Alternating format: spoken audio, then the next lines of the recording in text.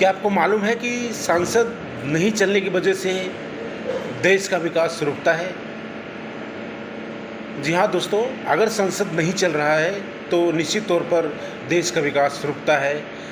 2019 के आंकड़े बताते हैं कि 40% ही सिर्फ संसद चल पाई थी, तो समझ लीजिए कि देश का कितना नुकसान हुआ था। और अभी भी वर्तमान स्थिति में 21 जुलाई से लेकर 21 अगस्त तक का जो मानसून सत्र रखा गया है, इसमें संसद अभी फ़िलहाल चलता हुआ दिख नहीं रहा है, क्योंकि विपक्ष सिर्फ हंगामा कर रहा है। जबकि विपक्ष का ये दायित्व है कि वो सरकार से सवाल पूछे, तभी सरकार से जवाब मिलेगा।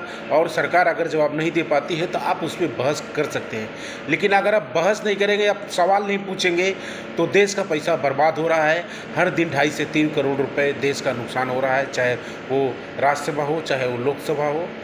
इस पर महत्वपूर्ण यह है कि आप अपने सांसद से सवाल कीजिए, अपने क्षेत्र की समस्याएं बताइए, और आप सांसद से पूछिए कि क्या हमारी बात को संसद में रखी गई कि नहीं, क्योंकि संसद वो जगह है जहां पर कानून बनाए जाते हैं, नए कानून बनाए जाते हैं। तो आपकी जिम्मेदारी है, आप अलर्ट रहिए। और देश का दुर्भाग्य है अगर संसद नहीं चलता है, इससे देश हमारा कमज़ोर ही होता है। आमतौर पर यह देखा गया है कि अगर सरकार अच्छा काम नहीं करती है तो विपक्ष का ये दायित्व है कि सरकार से सवाल पूछे।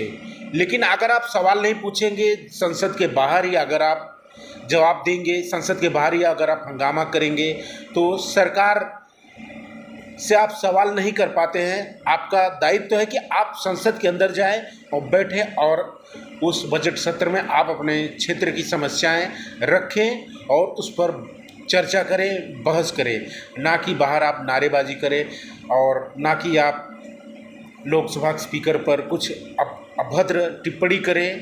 अभद्र टिप्पणी करने से बचें, ताकि संसद जो है शांतिमय माहौल में चल सके। इससे ये होगा कि देश हमारा जो है सही रास्ते पर जाएगा।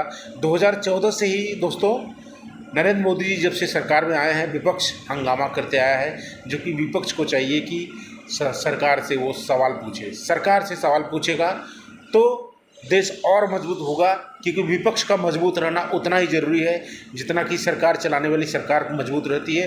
देश उससे और मजबूत होता है।